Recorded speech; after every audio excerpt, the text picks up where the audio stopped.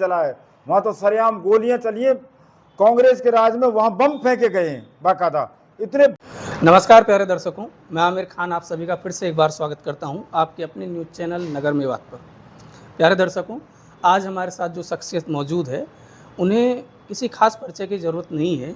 उन्हें नगर विधानसभा के क्षेत्र में आम लोगों के बीच में नेताजी के नाम से जाना जाता है और उनका एक परिचय ये भी हो सकता है कि नगर विधानसभा से 2 बार भूतपूर्व विधायिका रही श्रीमती अनीता गुर्जर जी के परिवार से वो आते हैं, उनके जेठ आप कह सकते हैं। और आज हम उनसे जानेंगे कि आगामी विधानसभा चुनावों के संबंध में उनकी क्या राय है।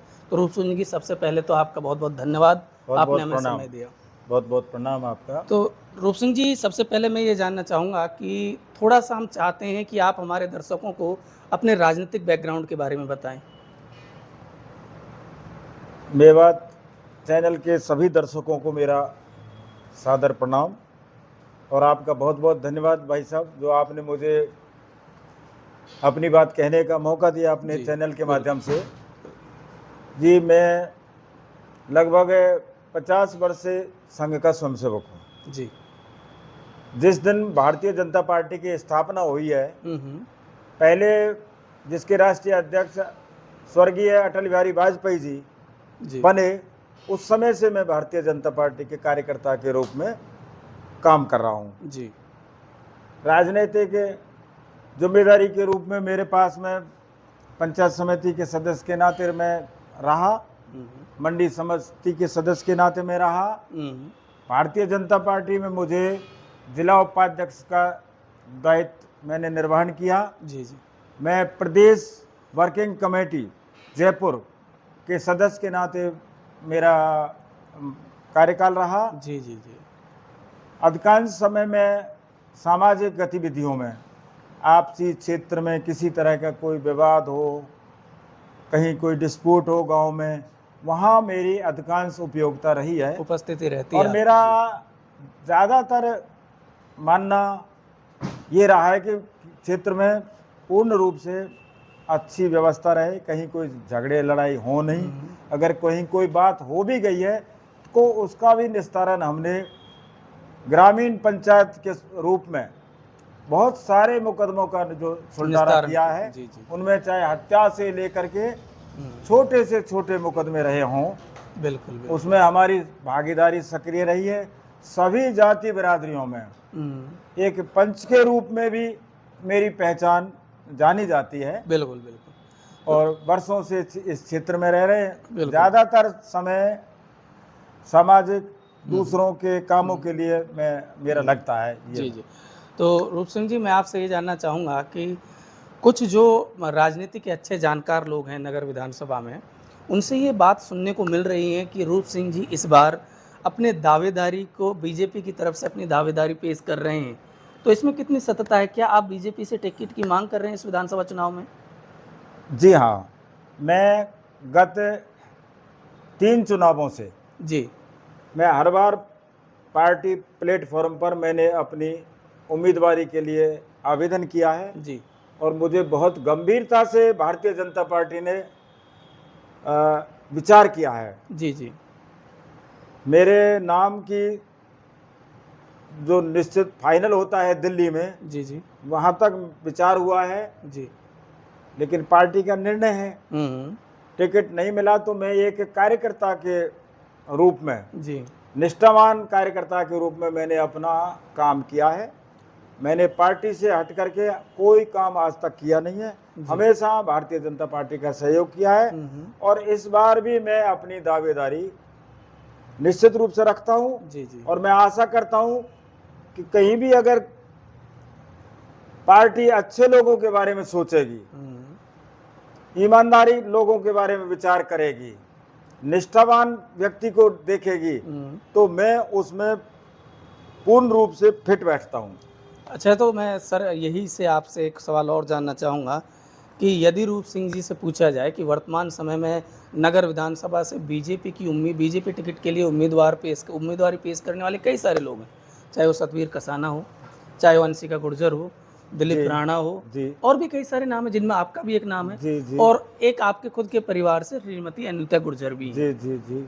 तो आपको क्या लगता है कि यदि रूप सिंह जी के अलावा बीजेपी को कोई ईमानदार कैंडिडेट देखने को मिले तो कौन होगा? देखिए, व्यक्तिगत रूप से तो मैं किसी के बारे में ना तो इतनी गहराई से जानता, ना मैं किसी पर कोई आरोप और आक्षेप लगाना चाहूँगा। जहाँ तक प्रश्न अनीता जी का है, वो स्वयं 10 वर्ष इस क्षेत्र का प्रतिनिधित्व कर चुकी हैं जी। उनका जो भी व्यवहार स्वभाव रहा है वो जनता जानती है। बिल्कुल। नए लोग जो आए हैं, कुछ लोग बाहर से आए हैं और उन्होंने नगर को अपनी राजनीतिक क्षेत्र चुना है, उनके बारे में जितनी जनता जानती है उतना ही मैं जानता हूँ। मैं केवल मैं अपने बारे में कह सकता हूँ। जी जी। पूरा क्षेत्र जानता है इस बात को हम्म, कि रूप सिंह हर व्यक्ति के काम आने वाला। जी। कोई भी सामान्य व्यक्ति अगर रूप सिंह को आके आधी रात कोई काम के लिए कहेगा तो भरोसा है जनता को कि भाई ये हमारी बात को तुरंत सुनेगा, तुरंत चलेगा। जी जी। मेरे इस 40 वर्ष के राजनीतिक जीवन में कहीं पूरे क्षेत्र में कोई एक सुई के बराबर भी कोई आक्षेप नहीं लगा सकता। ये मैं आपको जिम्मेदारी के साथ कहता हूँ जी। और जहाँ तक क्षेत्र की जनता का प्रश्न है, जनता मुझे भरपूर प्यार करती है। बिल्कुल। निर्णय पार्टी का है, पार्टी टिकट देगी तो चुनाव जरूर लड़ूंगा, निश्चित रूप से लड़ूंगा। और पार्टी ने अगर मेरे से अच्छा कोई और सोचा तो पार्टी के लिए काम करूंगा। बिल्कुल। आप पार्टी से अलग हटकर कोई भी काम नहीं करेंगे? जी नहीं, न मैंने किया 40 वर्ष के राजनीतिक जीवन में और न मैं आगे पार्टी से हटके कोई काम करूंगा। जी जी। पार्टी आज देश में भारतीय जनता पार्टी का माननीय नरेंद्र मोदी जी के नेतृत्व में आज जो भारत की एक बहुत ऊंचाइयों पर जो पहुंचाया है, हम भी उसमें एक छोटे से इकाई के रूप में राजनीति में आना चाहते हैं। बिल्कुल। इस विचार, इस संगठन के विचार, संगठन की कार्य प्रणाली भाजपा की, उसमें हम पूरा भरोसा रखते हैं और हम सोचते हैं कि इस देश की प्रगति, इस राज्य की प्रगति भारतीय जनता पार्टी के विचारों से, आदरणीय मोदी जी के नेतृत्व में हो, राज्य का बहुत बड़ा विकास हो, डेवलपमेंट हो। जी जी जी। इसी के लिए हम भी चाहते हैं कि हम राजनीति में। जी। तो रूप सिंह जी, मैं आगे आपसे ये जानना चाहूँगा कि यदि आला हाईकमान, बीजेपी का जो आला हाईकमान है, वो रूप सिंह जी को इस बार एक उम्मीदवार के रूप में घोषित कर देता है, तो रूप सिंह जी नगर विधानसभा की जनता जनार्दन के मध्य अपने लिए समर्थन की अपील करने जब जाएंगे तो किन मुद्दों को लेकर अपने लिए वोट मांगेंगे और अपना समर्थन मांगेंगे? ऐसे कौन से आपके प्रमुख मुद्दे होंगे जिन्हें आप चुनाव में प्राथमिकता देंगे? आपने बहुत अच्छी बात कही है। पहली बात तो यह है कि हर राजनेता का एक ही उद्देश्य होता है कि अपने क्षेत्र का विकास करे। जी।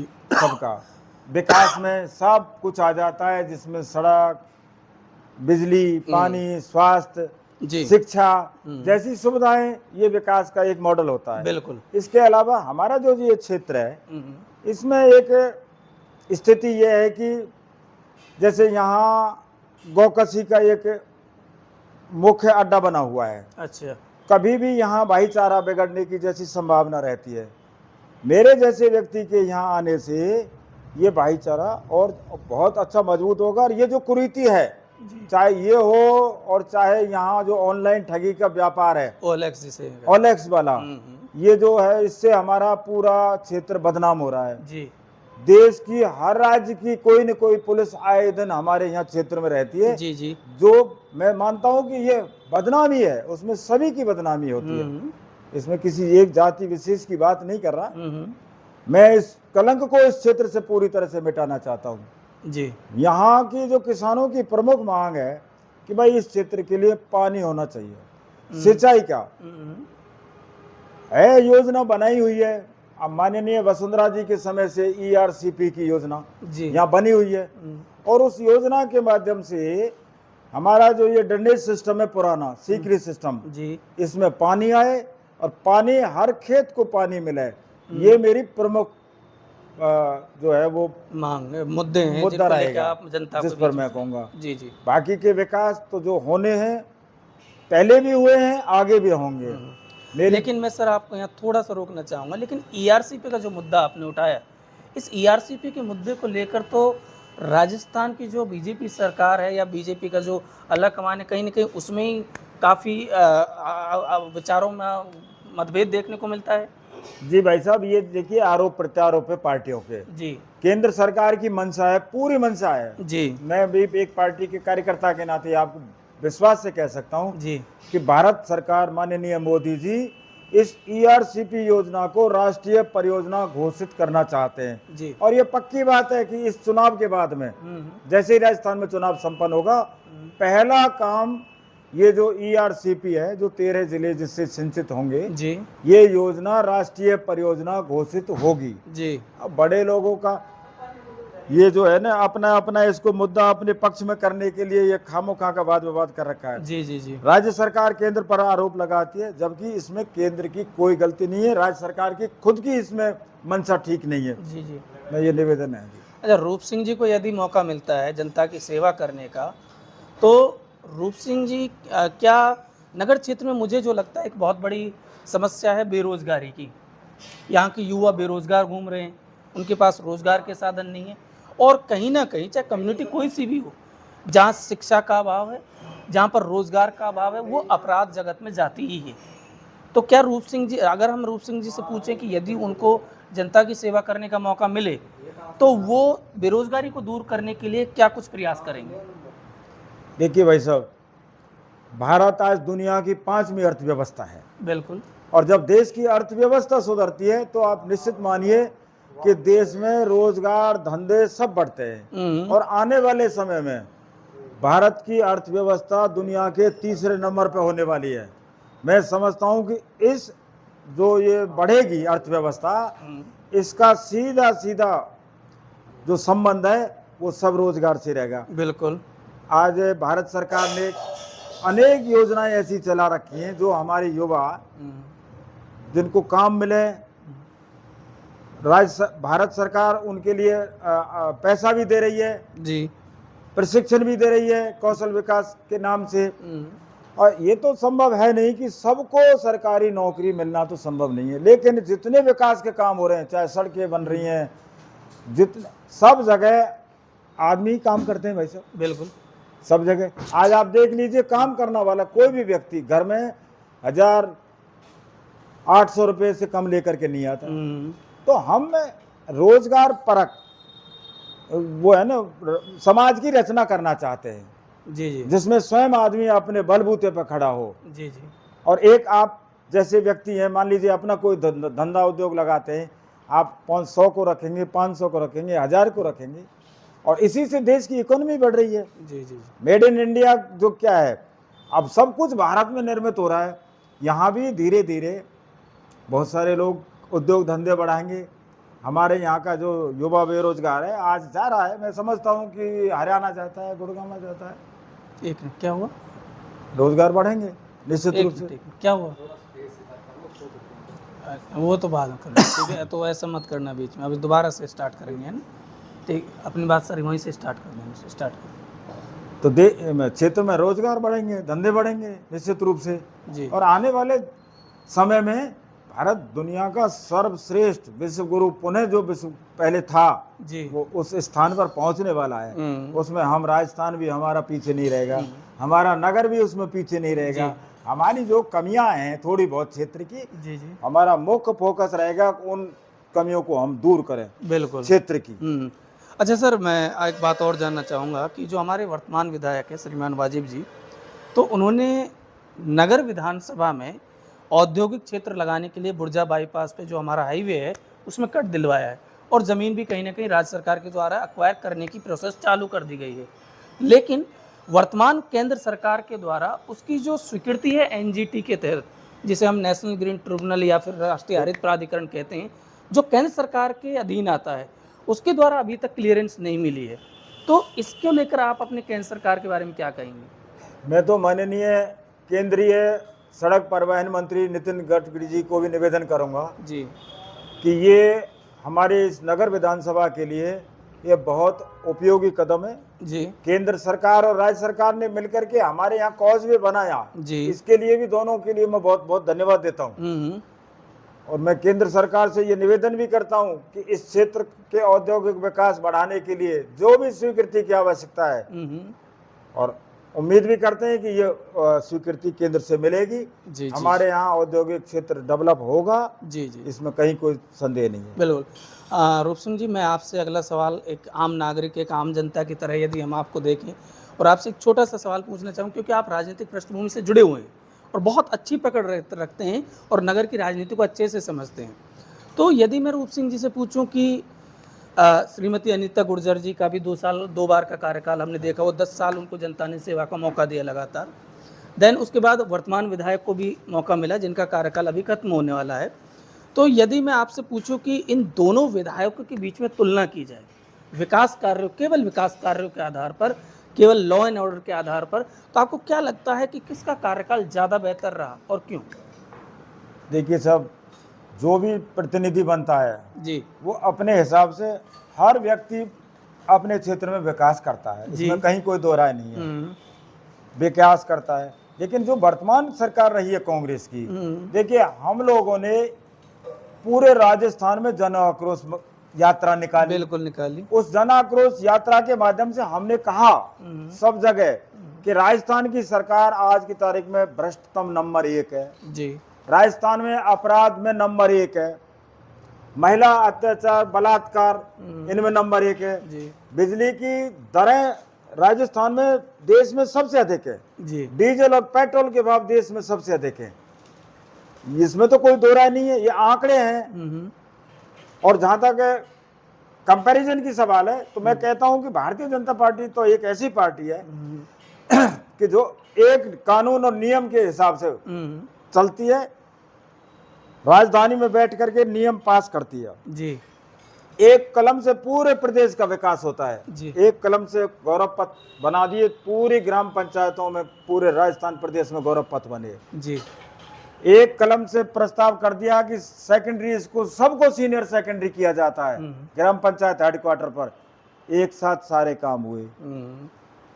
विधायक भी अपनी करते हैं प्रयास, वाजेवली जी ने भी प्रयास तो किए हैं, लेकिन सब कुछ, एक तो भ्रष्टाचार इतना ज्यादा हो गया इस राज्य में कि जनता त्राही त्राही करने लगी। जिस तरह से अधिकारी काम कर रहे हैं, और सीधा मैं व्यक्तिगत रूप से मैं किसी पर आरोप नहीं लगाना चाहता, जी, जी, जी। पर लेकिन जो सरकार की कमी है वो तो मुझे कहनी पड़ेगी, कहीं ना क्योंकि कहीं मैं भाजपा का आदमी हूँ। अब उसमें जब सरकार ही गड़बड़ है तो सरकार का जो तंत्र है विधायक, वो भी उसमें बदनाम होना स्वाभाविक है। तो कहीं ना कहीं रूप सिंह जी इस सवाल से मुझे बचते हुए नजर आ रहे हैं और उन्होंने एक गोलमोल सा इसका जवाब दे दिया। चलिए कोई बात नहीं, वो इस बारे में नहीं कहना चाहते, कोई बात नहीं। सर, मेरा अगला सवाल आपसे ये है, जैसे आपने एक मुद्दा उठाया अभी वर्तमान गहलोत सरकार के ऊपर, जो आपके द्वारा आरोप लगाए गए कि भ्रष्टाचार में नंबर 1 है, महिला अपराध में नंबर 1 है, यहाँ पर डीजल की दरें सबसे कम है, डीजल पेट्रोल की दरें हाईएस्ट। तो सबसे पहले मैं आपसे ये जानना चाहूँगा कि जो उत्तर भारत में जो बीजेपी शासित राज्य हैं, चाहे वो यूपी हो, चाहे केंद्र सरकार में हमारी सरकार है ही, और जो राज्य हैं चाहे वो एमपी हो, आपकी नज़र में एक ऐसा कौन सा राज्य है जहाँ की दरें, जहाँ डीजल और पेट्रोल की दरें राजस्थान से कम है? कोई एक नहीं। हरियाणा, उत्तर प्रदेश भाजपा के राज्य हैं, और आज हरियाणा में डीजल और पेट्रोल की दरें जी हाँ राजस्थान से कम है। कितनी? सारे हिंदुस्तान में राजस्थान में नंबर 1 महंगाई है डीजल पेट्रोल की। आप देख लीजिए, बगल में ही हरियाणा है, उत्तर प्रदेश है, दोनों में डीजल पेट्रोल की दरें कम है। और आज आप राजस्थान पत्रिका में देखिए, दूसरे पत्र पढ़ो अखबार, जी जी, राजस्थान के भरतपुर के 50 पेट्रोल पंप बंद हैं जी, रेट के अंतर के कारण। और उसमें क्या है, वैट है, भारत सरकार वैट घटा देती है। कोई भी कांग्रेस शासित राज्य किसान को उसका लाभ नहीं मिले, उसके लिए अपना खजाना भरे, उस वैट को कम नहीं करते। तो कहीं ना कहीं आप अन्याय करते हैं सरेआम किसानों के साथ। और इस सरकार जो भी आई, ये धोखाधड़ी से आई है। पिछली जो सरकार आई है, झूठे वादे किसानों से, झूठे वादे बेरोजगारों से, ऐसा कौन सा है। और बहुत बड़े प्रधानमंत्री बनने चले राहुल गांधी जी, वो कहते हैं कि 1 से और 10 गिनूंगा इतने किसान का कर्जा माफ हुआ किसी किसान का कर्जा माफ नहीं, एक का भी नहीं हुआ। जो भी सोसाइटी का कर्जा माफ हुआ था वो हमारी पूर्व मुख्यमंत्री माननीय वसुंधरा जी के समय हुआ जी, कोऑपरेटिव सोसाइटीज का जी। हाँ, घोटाला जरूर हुआ, दोबारा ये आए गहलोत साहब, इन्होंने दोबारा उसको माफ कर दिया जी। तो पैसा जिसने पहले ले लिया फिर दोबारा उसने सोसाइटीज में जो लग रहे कर्मचारी, उन्होंने इसका बहुत भारी दुरुपयोग किया इस योजना का। जैसा कि आपने कर्जा माफ़ी की बात की, तो अगर हम केंद्र सरकार को देखें, वर्तमान सरकार को देखें, तो बहुत सारे पूंजीपतियों के बड़े बड़े कर्ज जो करोड़ों में थे उनको माफ़ कर दिया गया, और यदि माफ़ नहीं किया गया तो कहीं ना कहीं वो इसी कार्यकाल में इस लोन को, इस कर्जे को लेकर जो जनता का पैसा था वो विदेश चले गए हैं, लेकिन उनके ऊपर केंद्र सरकार की तरफ से किसी भी प्रकार की कोई कार्रवाई नहीं की गई। रूप सिंह जी क्या सोचते हैं इस बारे में? जो भी देश का पैसा ला के भागा, पहली बात तो यह कि सारा पैसा कांग्रेस के राज में दिया। देश के वित्त मंत्री की सिफारिश पर, उस समय का जो वित्त मंत्री था उनकी सिफारिश पर उनको पैसा दिया गया था। लेकिन मैं भागे बीजेपी की। हाँ, मैं वही कहना चाह रहा हूँ सर कि चलिए, मैं मानता हूँ कि चलिए पिछली सरकारों से गलती हो गई, लेकिन वो भागे तो इस सरकार में। एक एक को भारत सरकार पकड़ के ला रही है, एक एक से वसूली हो रही है। आप देख लीजिए, जो जो भी गए हैं सबकी संपत्तियां नीलाम हुई हैं। जो जो भी गए हैं, मैं सबकी कह रहा हूँ। जी जी जी। चाहे वो मेहुल चौकसी हो या वो माल्या हो, 9,000 करोड़ की तो उसकी नीलामी हुई है माल्या की। जी जी। जितना भाग के गया, लेके गया है ना, उससे ज्यादा तो वसूल हो गई है। जी जी। वापस आएंगे देश में और सबको देश के कानून के हिसाब से इनको सजा भुगतनी पड़ेगी। जी जी। बीजेपी के राज में कोई किसी को छूट नहीं है भ्रष्टाचार करने की। जी जी जी। 10 वर्ष होने को जा रहे हैं, 9.5 वर्ष सही, आज एक पैसे का कोई आक्षेप भारत की सरकार पर, भारत के किसी भी मंत्री पर कोई नहीं लगा सकता है। देश का खजाना बढ़ रहा है, देश में विकास की बहुत द्रुत गति से हो रहा है, ये दुनिया मानती है। G20 जैसा अभी दुनिया ने देखा है, भारत का सारा विश्व लोहा मान रहा है, और भारत बहुत जल्दी विश्व गुरु बनने जा रहा है, इसमें कहीं कोई संशय नहीं है। और जो भी नीतियां अब तक पुरानी रही कांग्रेस की, उससे जो देश को 10 साल हो गए बहुत ऊपर आ गया। और आने वाला वर्ष, अभी तो 24 में भारतीय जनता पार्टी आ रही है, 29 तक रहेगी जी। जितनी भी कमियां हुई हैं देश में, उन सबको बहुत बढ़िया दुरुस्त कर देंगे, तो भारत को विश्व गुरु पहुंचाएंगे। जो कमियां पहले की गई, जम्मू कश्मीर को देश से अलग करने का जो षड्यंत्र कांग्रेस द्वारा रचा गया, वो माननीय गृह मंत्री, देश के माननीय प्रधानमंत्री ने उस धारा 370 को हटा करके आज पूरे जम्मू कश्मीर में अमन राज है। पीओके भारत में बहुत जल्दी आने वाला है, इसलिए जो सारा दुनिया की निगाह अब भारत की तरफ होगी, इसमें कहीं डाउट नहीं। चलिए, मैं इस बात को थोड़ा और आगे बढ़ाता हूँ। तो क्या है कि वो जो जैसे आप धारा 370 कह रहे हैं, वो दरअसल अनुच्छेद 370 है। धारा हमारी जो होती है वो आईपीसी में होती हैं। अनुच्छेद 370 में जम्मू कश्मीर को विशेष राज्य का दर्जा दिया गया, नो डाउट, और उसे समाप्त कर दिया गया। ठीक है, ये भी एक सरकार का बहुत बड़ा कदम था, इसे भी झुठलाया नहीं जा सकता।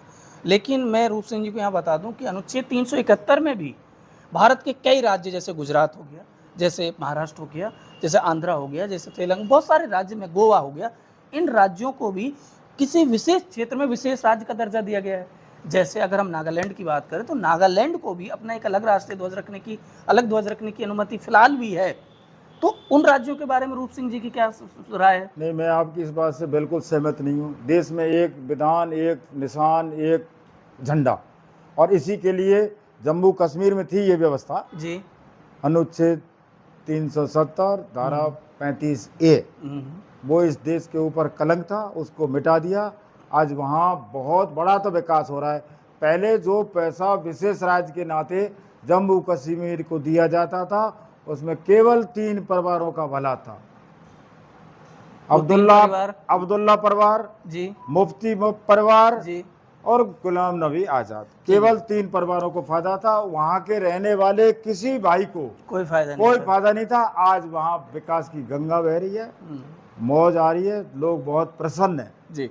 चूँकि आप संघ परिवार से बहुत जुड़े हुए हैं और मुझे लग रहा है आपसे बात करके कि बहुत गहरी पकड़ भी है राजनीति में, तो इसी बात को थोड़ा आगे बढ़ाते हैं। तो आप मुझे एक बात बताइए, जैसे अभी आपने कहा कि वहाँ का 3 परिवारों के आपने नाम गिनाए, जिनमें एक नाम महबूबा मुफ्ती का था, लेकिन वहीं आपकी बीजेपी सरकार, जिससे आप बहुत घनिष्ठता से जुड़े हुए हैं, आवश्यकता पड़ने पर उसी महबूबा मुफ्ती के साथ आप मिलकर सरकार बनाते हैं। इस पर आप क्या कहना चाहेंगे? हमने सरकार क्या ये मौका परस्ती नहीं है? हमने बनाई, सरकार बनाई। हमने जम्मू कश्मीर के भले के लिए बनाई, लेकिन जब हमको लगा कि ये इससे हमारा भला नहीं हो रहा बल्कि और नुकसान हो रहा है, हमने तुरंत अलग हो गए। ये बात समझने में बीजेपी को 1.5 साल लग गए। नहीं, आप ये कह रहे हैं, ये तो यथार्थ है, इसको मैं नाट नहीं सकता, मैं क्या कोई मना नहीं कर सकता। क्या हाँ, हमने जम्मू कश्मीर में अच्छी सरकार बनाने के लिए समझौता किया, लेकिन जब हमको लगा कि ये हमारे और राज्य के हित में नहीं है, देश के हित में नहीं है, तो हमने समझौते को हटा दिया, नहीं तोड़ दिया। चलिए, वो अपनी अपनी इसमें राय होती हैं, चलिए कोई बात नहीं। तो ये तो राष्ट्रीय स्तर की बहुत सारी बात होगी। एक और मैं आप बात जानना चाहूँगा, फिर हम क्षेत्रीय मुद्दों पे बात करेंगे। कि एक आपने मुझे मुद्दा गिनाया कि गहलोत सरकार में राजस्थान के अंदर महिलाओं के प्रति बहुत अत्याचार किए गए। बिल्कुल। और कहीं ना कहीं आप सही भी कह रहे होंगे कि भीलवाड़ा का जो केस हुआ, चाहे प्रतापगढ़ में धारियाबाद का हुआ, लेकिन आप देखिए उन मामलों में मैं आपके पूरे विश्वास के साथ कहता हूं कि त्वरित कार्रवाई हुई और दोषियों को पकड़ा गया। लेकिन वहीं आपकी केंद्र सरकार के द्वारा एक नारा दिया गया, डबल इंजन की सरकार। मणिपुर में भी बीजेपी शासित प्रदेश था और केंद्र में भी हमारी सरकार थी। इस डबल इंजन की सरकार में एक रिटायर्ड फौजी के परिवार की महिलाओं को निवस्त्र घुमाया गया और आज तक उसके आरोपियों पर कोई कार्रवाई नहीं हुई। और उसके ऊपर प्रधानमंत्री मोदी जी 39th डे अपना बयान देते हैं, वक्तव्य देते हैं। तो कहीं ना कहीं ये अपने आप में एक दोगलापन सा नजर नहीं आता है? या मैं यूं कहूं कि मणिपुर इतने दिनों से जल रहा है, कहीं ना कहीं अभी भी वो सिचुएशन से, तो वहां पर लॉ एंड व्यवस्था पूरी तरीके से खत्म हो गई। तो डबल इंजन की सरकार का जो वादा था वो कहाँ गया? मणिपुर की समस्या। और दूसरी बात, 1 मिनट के लिए मैं रोकना चाहूंगा कि जब भी मणिपुर की बात की जाती है तुरंत बीजेपी पलटवार करती है और हमेशा राजस्थान का नाम लिया जाता है कि आप राजस्थान में देखो। तो मैं पूछना ये चाहता हूं कि वर्तमान मुद्दों की समस्याओं को हल करने की बजाय इतिहास में क्यों झांका जाता है? या फिर मेरे घर में बुरा हो रहा है तो मैं सामने वाला इसलिए मत कहे कि भाई तुम्हारे घर में तुम मत देखो। इसे किस तरीके से देखा जाए? आपने मणिपुर का प्रश्न किया, मैं कहता हूं ये मणिपुर की समस्या ये भी कांग्रेस की देन है। क्यों? आज नहीं, पहले से, आज से नहीं, मणिपुर तो बहुत पहले से चला है। वहां तो सरेआम गोलियां चली है, कांग्रेस के राज में वहां बम फेंके गए हैं बाकायदा, इतने बड़ा पैमाने पर वहां नरसंहार हुआ है। ठीक है, वहां जातीय द्वेषता हुई और उनके बीच में ये संघर्ष हुआ, नहीं होना चाहिए। इसके लिए हम बहुत पूरी तरह से इसका निंदा करते हैं, इस बात की नहीं होना चाहिए, देश के किसी कोने में नहीं होना चाहिए। लेकिन मणिपुर की तुलना राजस्थान से नहीं की जा सकती। आज की समस्या नहीं है, ये कांग्रेस के द्वारा पैदा की हुई समस्या है। मणिपुर की तुलना राजस्थान से नहीं हो सकती जी। लेकिन मैं वही तो कह रहा हूं, मैं कहता हूँ ये विषय अलग है राजस्थान का। राजस्थान की तो ये इसकी निष्क्रियता है ही है गहलोत सरकार की जी। और ये आंकड़े हैं, मैं नहीं कह रहा इसको, कि देश में सबसे ज्यादा रेप केस, बलात्कार, महिला अत्याचार, उत्पीड़न के जितने मुकदमे राजस्थान में हैं, अन्य किसी राज्य में नहीं है। क्या उत्तर प्रदेश में भी नहीं? नहीं, उत्तर प्रदेश तो आज राम राज्य, वहां तो राम राज्य की कल्पना हो रही है। आज राम राज्य इतना शांत है प्रदेश जितना उत्तर प्रदेश है, और कोई है ही नहीं। राम राज्य में एक जाति विशेष के लोगों के घरों पर बगैर न्यायिक प्रक्रिया को देखे हुए बुलडोजर चला देना। दूसरी बात, क्या राम राज्य में हाथरस रेप केस जिसमें पूरी जांच प्रक्रिया हुए बिना प्रशासन के द्वारा महिला के शव को जला देना या दफना देना, राम राज्य में ये पॉसिबल है? देखिए, ये घटना होना तो सब निंदनीय काम है। इसके लिए तो हम यही कह ही नहीं सकते कि भाई ये कोई कहीं भी ठीक काम है जी, बहुत बुरा काम है। लेकिन जहां भी उत्तर प्रदेश में कोई बात हुई है, उसके तुरंत वहां के प्रशासन ने उस पर कार्रवाई की है, जांच की है, दोषियों को पकड़ा है, सजा हो रही है। इसलिए मैं नहीं, पूरा देश भी मान रहा है कि भाई उत्तर प्रदेश जैसा आज ना तो कोई शांत प्रदेश है, जहां रात में भी आप बहन बेटियां आराम से जा सकते हैं।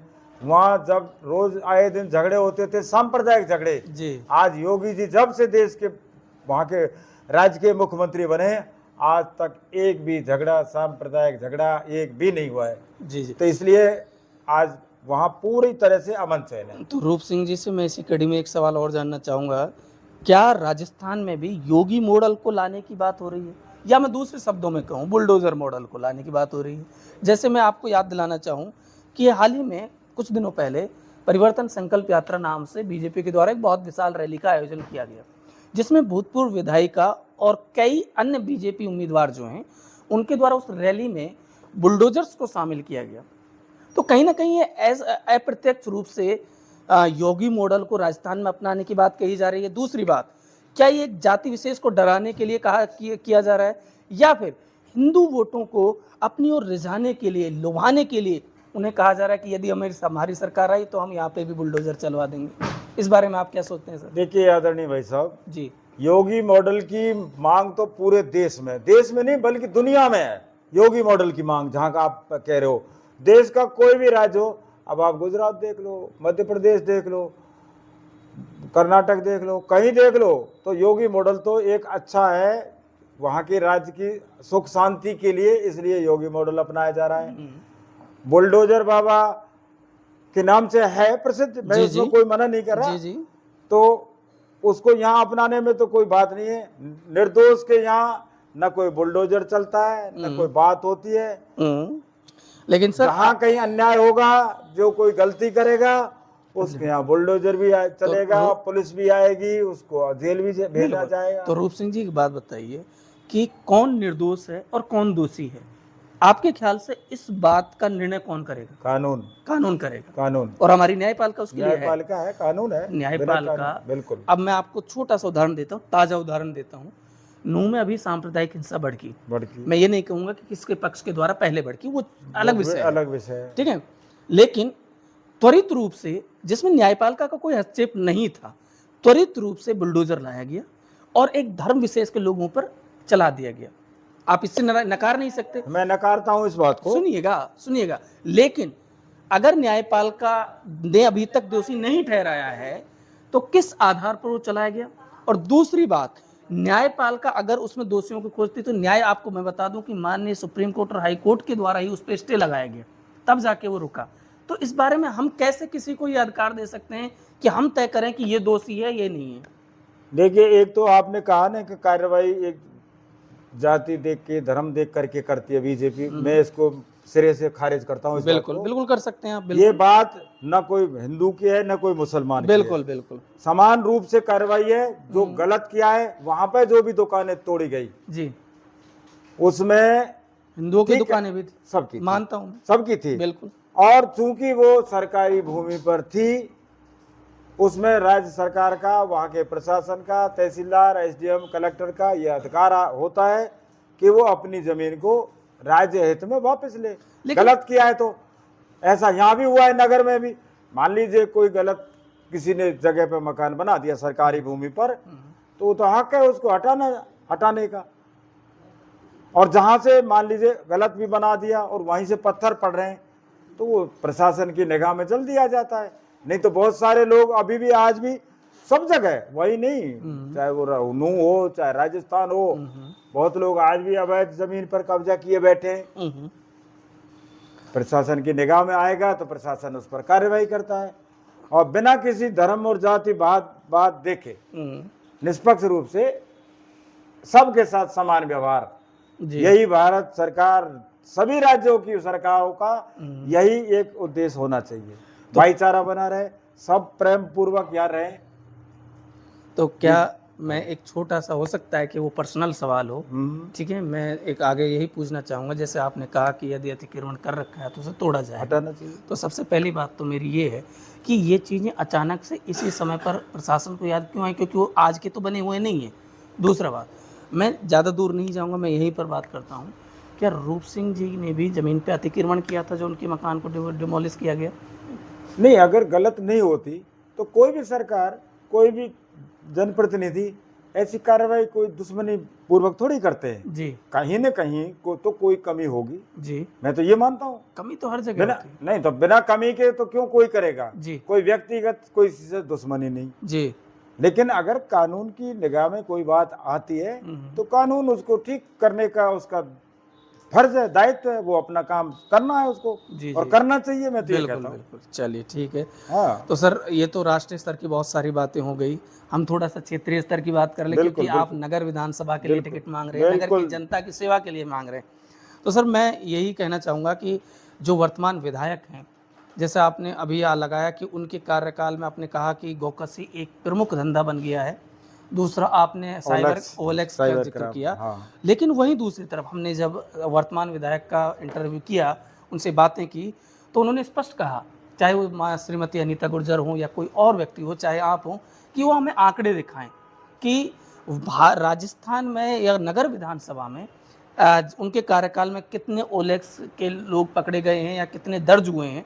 और दूसरा बात, यदि गौकसी की बात है तो ऐसे कितने केसेस राजस्थान में ये नगर में दर्ज हुए हैं जिनमें गौकसी में नगर विधानसभा के लोग संलिप्त रहे हैं, और यदि हैं तो क्या उनके प्रति कार्रवाई नहीं हुई है? नहीं, कार्रवाई भी होती है जब नहीं, पकड़ में आते हैं तो। सर मैं ये जानना चाहता हूँ, क्या ये सिर्फ एक आरोप है जो हमने चुनावी माहौल में कह दिया, या इसके कोई आंकड़े हैं? नहीं, ये यथार्थ है, आंकड़े हैं, यथार्थ है ये। मैं इसके आंकड़े तो मैं आपको नहीं दे सकता, मेरे पास आंकड़े तो नहीं है जी। लेकिन मैं अकेला नहीं कह रहा, मैं राजनीतिक कार्यकर्ता हूँ इसलिए ये आरोप नहीं लगा रहा। जी जी। इस क्षेत्र का बच्चा बच्चा जानता है इसको। अब यहाँ ये सच्चाई है, रोज गाय पकड़ी जाती है, अखबारों में आप भी पढ़ रहे हैं, मैं भी पढ़ रहा हूँ। जी जी। कितनों के मुकदमे हो रहे हैं, नहीं हो रहे हैं जी। जितनी पकड़ी जा रही है उससे 10 गुनी वो अपने निकाल के ले भी जा रहे हैं। ये बदनामी पक्की है। नहीं सब गांव हमारे इस क्षेत्र के जहां हमारे बंधु रहते हैं वो सब भी जानते हैं कि हाँ ये कुछ लोगों ने इसको व्यवसाय बना रखा है गौकसी को। हम अपने आसपास देखते हैं कि ये जो दिन दूनी रात चौगनी हवेलियां बन रही हैं और रोज यहाँ पुलिस आकर के छापे डाल रही है। देश के विभिन्न राज्यों की पुलिस यहाँ रोज पढ़ लो आप अखबार में। जी जी जी। कौन कहता है ये हिंदुस्तान का साइबर क्राइम का मुख्य अड्डा है यहाँ नगर? ये पुलिस प्रशासन, एसपी को पूछो, कलेक्टर को पूछो। जी जी जी। ये आंकड़े हैं, मैं ये नहीं कह रहा, मेरे पास नहीं, पर ये सरकार में है सब चीजें। इसको कोई डिनाइट नहीं कर सकता कि ये काम यहाँ नहीं होता। अच्छा, हम तो एक बात कहते हैं हो रहा है, लेकिन हम ये है कि हम अगर यहाँ प्रतिनिधि बनते हैं तो सबसे पहले इस क्षेत्र में जो गलत काम हो रहे हैं ना उनको किसी भी तरह से अपने प्रयास से मिल बैठ करके इस सब चीज को हम यहाँ से हटाएंगे, दूर हटाएंगे। तो क्या रूप सिंह जी का ये मानना है कि गौकसी हो, ओलेक्स हो, इसमें क्या मेव समुदाय अकेले की संलिप्तता है या और भी लोग हैं इसमें? देखिए मैं उस पर नहीं पढ़ता, मैंने नहीं कहा, टारगेट नहीं किया, मैंने नाम ही नहीं लिया। आप गलत इसको रिपीट कर लो। जी जी। मैंने कहीं मेव का नाम नहीं लिया। मैंने गौकसी में भी कुछ लोग इसको व्यवसाय बना रहे हैं, मैंने कहीं नहीं कहा। जी जी। मैं हिंदू मुस्लिम की बात नहीं कर रहा। जी जी। और मैं उन नेताओं में से भी नहीं हूँ जी जी कि जो आग लगा करके कोई राजनीति करे। बिल्कुल। मेरा जैसा स्वभाव रहा है आज तक का, जी जी, 40 वर्ष का जो मेरे स्वभाव रहा है, मुझे सारा क्षेत्र का एक एक बच्चा जानता है। मैंने कभी कहीं विवाद करने की तो बात सोची नहीं। बिल्कुल। मैंने हर एक का विवाद मिटाने का प्रयास किया, वही अच्छा होता मैंने कभी इस नजरिए से नहीं देखा कि ये मेव है, ये गुजर है, ये जाट है, ये ब्राह्मण है, ये कोई अन्य है। एक लीडर को देखना मेरा ये नजरिया है कि इस क्षेत्र का रहने वाला, इस भारत भूमि पर रहने वाला जी जी हर एक भाई इसका भाई है, इस भूमि का पुत्र है। तो इस नाते से मैं ये देखता हूँ। जी जी। मैं राजनीति हिंदू मुस्लिम की नहीं करता। बिल्कुल, विकास की राजनीति होनी चाहिए।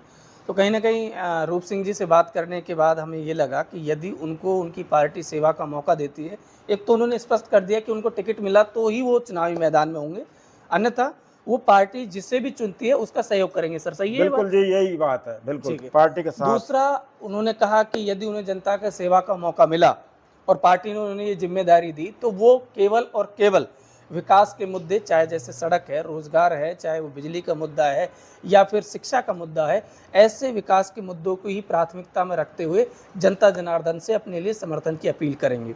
इसके अलावा उन्होंने ये भी वादा किया कि यदि उन्हें जनसेवा का मौका मिला तो वो सांप्रदायिक सौहार्द को बना के रखेंगे और अपराधकरण को कम करेंगे।